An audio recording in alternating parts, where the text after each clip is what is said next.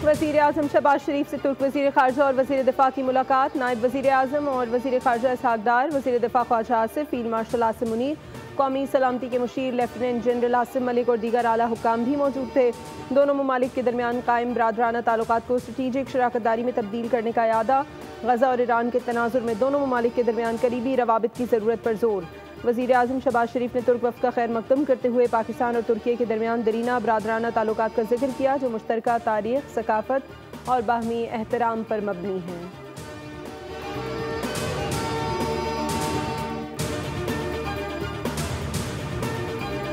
रियासती सरपरस्ती में होने वाली दहशतगर्दी को भारत ने एक पॉलिसी के तौर पर पाकिस्तान के खिलाफ अपनाया हुआ है। भारतीय सरपरस्ती में होने वाली दहशतगर्दी के नेटवर्क का मास्टरमाइंड अजीत डोवल है।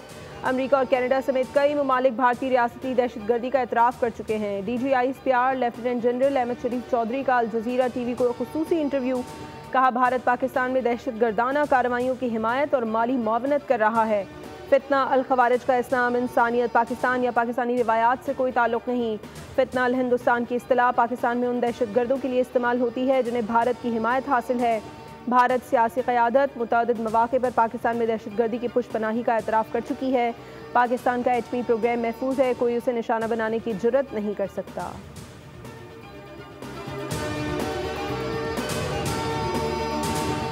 पाकिस्तान दहशतगर्दी के खिलाफ दुनिया की सबसे बड़ी जंग लड़ रहा है। दहशतगर्दी के खिलाफ जंग में 92,000 पाकिस्तानी शहीद हो चुके हैं।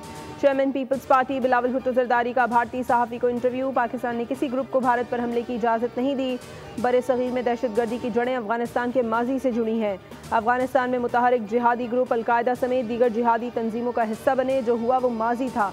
पाकिस्तान इससे आगे बढ़ चुका है, नहीं चाहता कि दोनों मुल्कों के नौजवान माजी में फंसे रहें।